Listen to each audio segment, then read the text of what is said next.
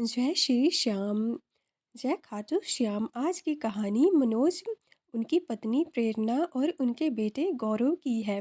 मनोज एक रिक्शा चालक है। रिक्शे से आने वाली आमदनी से वो अपना परिवार चलाता है। इसकी भी अन्य लोगों की तरह कुछ ख्वाहिशें हैं जिनमें ये अपना एक घर बनाना चाहता है। इसके लिए दिन रात कड़ी मेहनत करता है। इनकी पत्नी प्रेरणा है जो दूसरों के घर में जाकर चौका बर्तन करती है।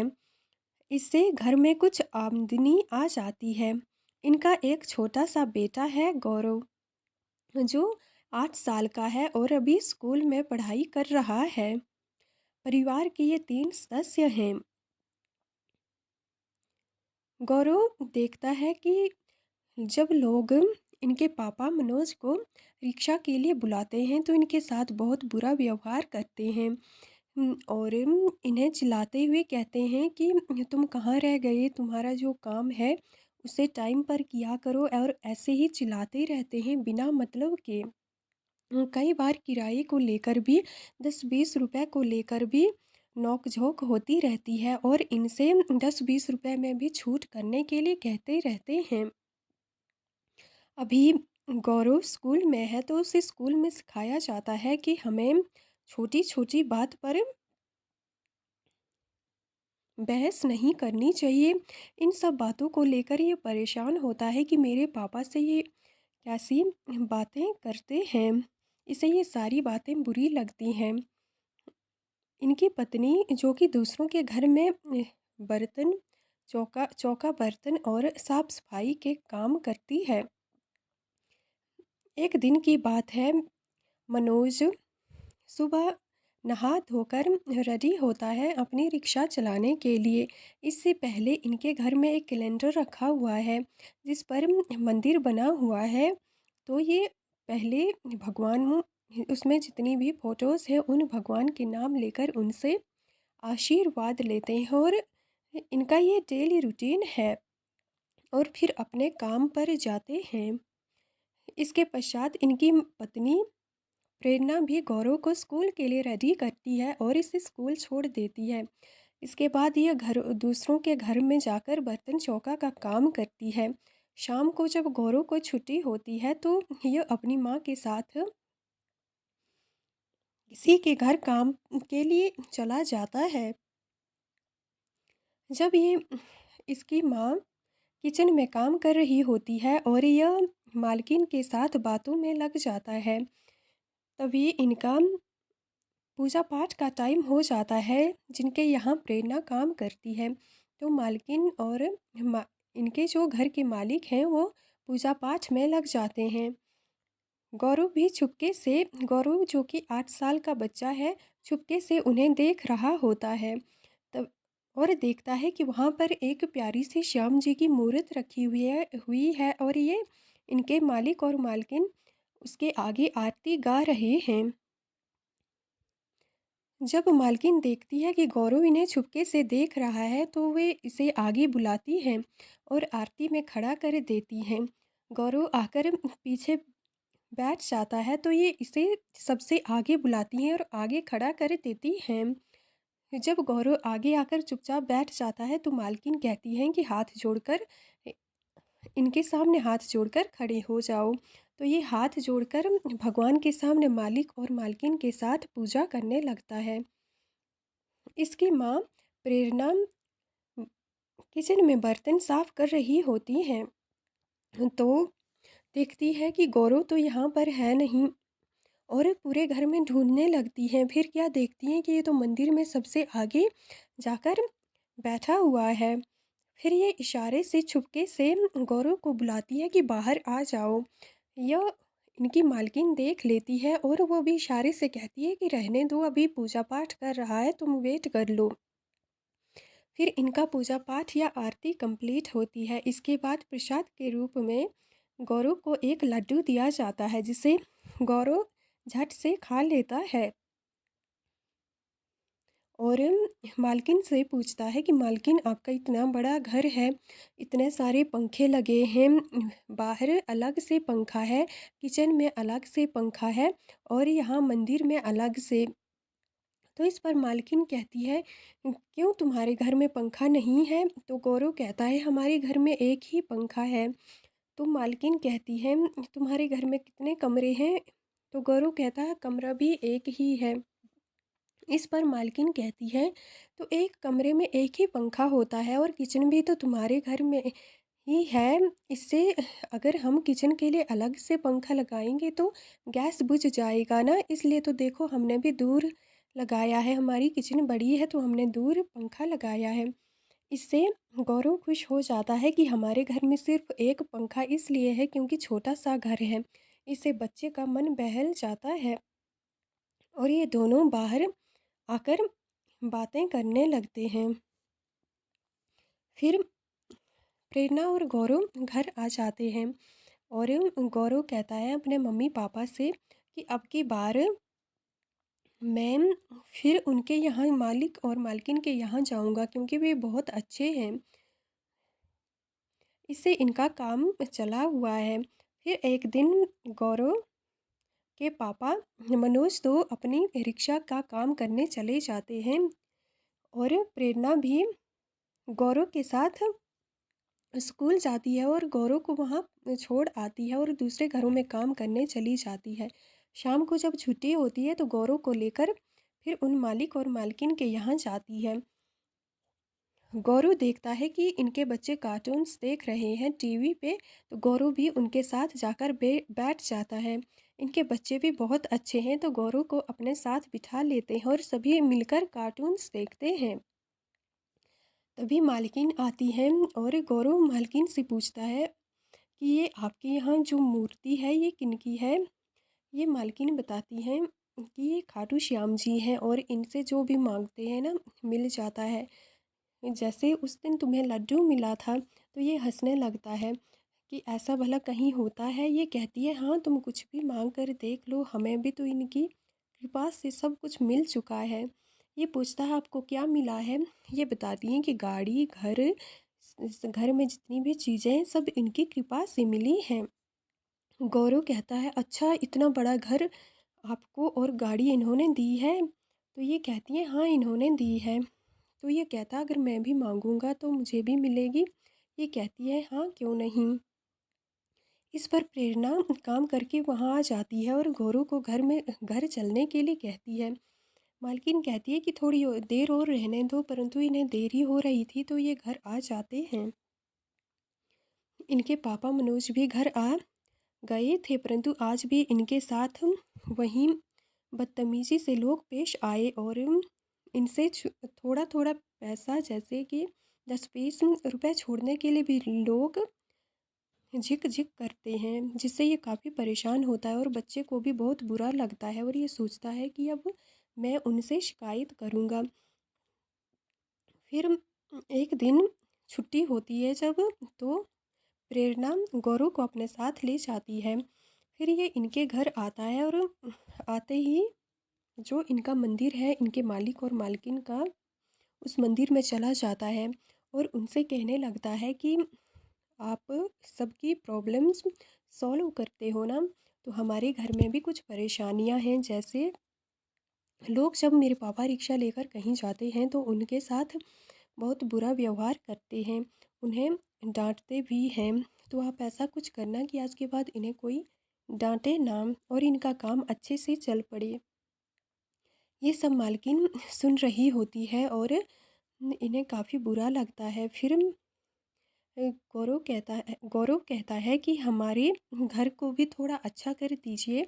जैसे हमारे घर में एक छिपकली आती है और जब हम घर जाते हैं तो रास्ते में एक बहुत गंदा नाला पड़ता है जिससे बहुत बदबू आती है, इसे भी ठीक कर दीजिए। ऐसी छोटी छोटी चीज़ें मांग रहा होता है। यह बात यह यह बातें प्रेरणा भी सुन लेती है और आंखों से आंसू बहने लगते हैं कि हम अपने बच्चे को कुछ भी नहीं दे पाए। ये सारी बातें वो कह रहा होता है और मालकिन भी सुन लेती है। फिर प्रेरणा फिर मालकिन के बच्चे आ जाते हैं तो ये इनके साथ फिर से कार्टून्स देखने लगता है और जब प्रेरणा और गौरव घर आते हैं फिर वहीं उनका डेली का रूटीन है। इस बार मालकिन थी जो ये अपने पति जो इस घर के मालिक हैं जहाँ प्रेरणा काम करती है उनसे सारी बात बताती है कि मुझे लगता है ये बहुत बड़ी परेशानियों को झेल रहे हैं, हमें इनकी मदद करनी चाहिए। ये कहते हैं हाँ क्यों नहीं, हम ज़रूर मदद करेंगे जो हमसे हो पाएगा। हम क्यों ना ये कोई ठेला खोल ले या सब्जियों का काम शुरू कर दे, हम उससे कहेंगे। ये कहते हैं ठीक है, हम उन्हें खर्चा दे देंगे जिससे वे कोई नया काम शुरू कर सकते हैं। अगले दिन छुट्टी थी तो ये गौरव के मम्मी पापा को बुलाते हैं। जब ये आते हैं और कहते हैं कि जो इस घर के मालिक और मालकिन थे, इनसे कहते हैं कि आपने हमें बुलाया।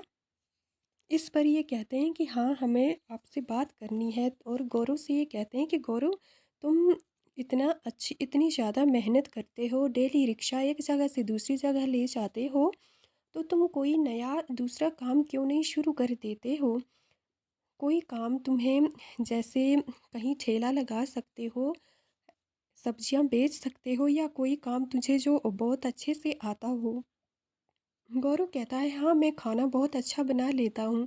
जब भी छुट्टी होती है तो हर संडे को गौरव के लिए नई नई डिशेस बनाता हूँ, और साथ ही मुझे छोले और गुलची बहुत अच्छे से बनानी आती है। तो ये कहते हैं ये तो बहुत अच्छी बात है, इसका मतलब आज के बाद तुम यही काम करोगे। गौरव कहता है आप कैसी बात कर रहे हो, इसके लिए तो बहुत सारे इंतजाम करने पड़ते हैं।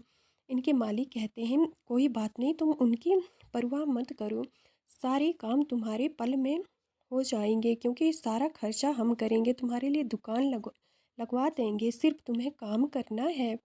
तो ये मालिक कहीं बात करके एक अच्छी जैसी जगह इनके लिए एक छोटी सी दुकान लगवा लगा देते हैं। गौरव इतने अच्छे छोले और गौरव के पापा इतने अच्छे छोले और गुलजी बनाते हैं कि एक दिन में ही इन्हें इतना सारा मुनाफा हो गया। मनोज कहते हैं कि इन्हें पहले दिन ही जितना वे 7 दिन में रिक्शे से कमाते थे ना, उतना ये एक दिन छोले और गुलजी बेचकर कमा लेते हैं, क्योंकि इनके हाथों में इतना हुनर है कि इनके द्वारा बनाए गए छोले कुलचे हर किसी को पसंद आते हैं। धीरे धीरे इनका काम बढ़ने लगता है, और बहुत सारे बच्चे भी यहाँ पर आने लगते हैं, और लोग भी। यह छोले कुलचे के साथ रायता और सलाद भी रख लेते हैं, जिससे इनका और काम बढ़ने लगता है। पास में एक कॉलेज भी होती है, और वहाँ के बच्चे भी अपना कैंटीन छोड़कर कॉलेज का गेट लांग करके इनकी दुकान पर छोले कुलचे खाने आते हैं। धीरे धीरे इन बच्चों को इतनी छोले कुलचे पसंद आती है कि ये स्कूल कॉलेज की कैंटीन छोड़कर यहाँ आकर खाते हैं, और अपने लिए दूसरे दोस्तों के लिए पैक करके भी ले जाते हैं। एक दिन की बात है, जब मालकिन के यहाँ फिर से प्रेरणा काम करने जाती है, तो मालकिन कहती है कि प्रेरणा क्यों ना तुम ये चौका बर्तन का काम छोड़कर अपने पति मनोज के साथ दुकान पर काम करो, उसको भी हेल्प हो जाएगा, और तुम दोनों मिलकर बेहतरीन काम करोगे। ये कहती हैं कि हाँ आप कह तो सही रहे हो। तो ये आकर सारी बात मनोज को बताती है। मनोज भी खुश हो जाता है कि इससे इसकी हेल्प से थोड़ा काम और आसान हो जाएगा। अब गौरव बहुत खुश है, क्योंकि जब ये स्कूल से आता है तो देखता है कि इसके पापा अपने काम से बड़े प्रसन्न हैं, और तीनों मिलकर बड़े खुशी से छोले कुलचे भी खाते हैं कभी कभी। और गौरव देखता है कि इससे इनके पापा को हर घंटे में 10-15 मिनट आराम भी हो जाता है, और ये अपने काम से बड़े खुश हैं। फिर एक दिन मालकिन और मालिक अपनी गाड़ी से उतरकर इनकी दुकान के पास आते हैं, और जब गौरव देखता है कि मालिक और मालकिन आ रहे हैं, और दौड़ता हुआ उनकी गाड़ी के पास जाता है। जब मालकिन गाड़ी से उतरने लगती है तो ये कहती गौरव कहता है आप ये गाड़ी में ही रहिए, मैं आपके लिए छोले कुलचे लेकर आता हूँ। ये कहती है नहीं बेटा, हम वहाँ जाकर खा लेंगे। और तुम घर पे क्या कर रही हो? तुम स्कूल नहीं जाते हो क्या? इस पर इनकी गौरव की माँ प्रेरणा कहती है कि नहीं नहीं, ये स्कूल जाता है। अगर ये नहीं जाएगा तो हमारी तरह बनेगा, अगर स्कूल जाएगा तभी तो आपकी तरह बन पाएगा ना। अभी इसकी छुट्टी हुई है तभी यहाँ पर आया है, वरना इसे हम डेली स्कूल लाते हैं। और ये कहते हैं हाँ ये अच्छी बात है, इसका स्कूल तुम छुड़वाना मत, ऐसा नहीं कि अपने साथ रख लिया। प्रेरणा और मनोज कहते हैं नहीं नहीं, ऐसी बात नहीं है, ये डेली स्कूल जाता है। फिर मनोज मालिक और मालकिन को छोले कुलचे की प्लेट देता है। ये इतने स्वादिष्ट होते हैं कि ये कहते हैं कि मनोज, वाह वाह मनोज, तुम्हारे हाथों में तो जादू है, इतने टेस्टी कुलचे आज तक मैंने कहीं नहीं खाए हैं। तुम ऐसा काम करो कि तुम एक ढाबा खोल लो। मनोज कहता है आप कैसी बात कर रहे हो, मैं और ढाबा में कैसे? इनके मालिक कहते हैं तुम खर्चे की टेंशन मत लो, सारा खर्चा और दुकान में जो भी सामान लगेगा सब कुछ मैं तुम्हारे लिए प्रोवाइड करवा दूंगा, बस तुम्हें काम करना है। तो मनोज और इनकी पत्नी बड़े प्रसन्न होते हैं और ये हामी भर देते हैं। फिर इनके जो मालिक और मालकिन हैं, ये एक जगह इनके लिए ढाबे का प्रबंध करते हैं। अब ये ढाबा शुरू करते हैं। कुछ ही दिनों में ये ढाबा इतना ज़्यादा प्रसिद्ध हो जाता है कि दूर दूर से लोग इनके ढाबे का भोजन ग्रहण करने आते हैं, क्योंकि इनके ढाबे में जो भोजन बनी है वो आसपास के ढाबों या दूसरे लोगों के भोजनालयों से बहुत ही ज़्यादा स्वादिष्ट है। दोनों पति पत्नी मिलकर बहुत मेहनत करते हैं और बेहतरीन से बेहतरीन भोजन पकाकर लोगों को परोसते हैं। ऐसा कोई आदमी नहीं बचा है जो इनके यहाँ खा एक बार खाकर दूसरी बार यहाँ ना आया हो। इनके अब दिन बड़ी हंसी खुशी बीत रहे हैं तो एक दिन मालिक और मालकिन एक हाथ में बड़ी सी श्याम जी की तस्वीर लेकर आते हैं और कहते हैं क्या हम इसे दुकान में लगा दें? तो ये कहते हैं, मनोज कहता है कि मालिक ये तो आपकी ही दुकान है, हम तो बस आपके नौकर हैं। इस पर वे हंसते हुए कहते हैं कैसी बात कर रहे हो मनोज, ये हमारी भी दुकान नहीं है, ये इनकी दुकान है। श्याम जी की तस्वीर की तरफ देखते हुए कहते हैं कि ये इनकी दुकान है, इन्होंने इसे शुरू करवाया है, इन्होंने ही तो हमें तुमसे मिलाया है और हम तुम्हारे लिए ये सब इनकी कृपा से ही कर पाए हैं। फिर इनके मालिक ये तस्वीर श्याम जी इनके ढाबे पर लगा देते हैं और इस ढाबे का नाम रखा जाता है श्याम भोजनालय। तब से इनके काम अच्छे से चल रहे होते हैं। यहाँ इनके मालिक और मालकिन भी यहाँ भोजन करते हैं और इन्हें बड़ी खुशी होती है क्योंकि ये भोजन बड़ा ही स्वादिष्ट बनाते हैं। इसके बाद इनके मालिक और मालकिन कहते हैं कि हम खाटू श्याम जा रहे हैं, गौरव तुम भी चलोगे? इस पर गौरव कहते हैं अच्छा, इनका कोई बड़ा मंदिर है? ये कहते हैं हाँ, इनका बहुत बड़ा मंदिर है जहाँ पर ये रहते हैं। गौरव कहता है ये तो आपके घर पे रहते हैं ना? ये कहते हैं कि हाँ हमारे घर में भी रहते हैं, पर ये इनका असली मंदिर तो खाटू श्याम जी में ही है ना, और आज से तुम्हारे घर पे भी तो देखो आ गए हैं। गौरव कहता अच्छा, तो अपने घर से ये और ज़्यादा जल्दी सुनते हैं और जो मांगो सब दे देते हैं। ये कहते हैं हाँ सब दे देते हैं, तुम बस मांग लेना। वैसे तो तुम यहाँ से भी मांग सकते हो, यहाँ से भी सब कुछ मिल जाता है। इस पर इनके मालिक कहते हैं कि हम चाहते हैं मनोज, प्रेरणा, कि तुम भी हमारे साथ खाटू श्याम चलो। और ये खुश हो जाते हैं। ये फिर सभी चारों पांचों मिलकर खाटू श्याम जी जाते हैं और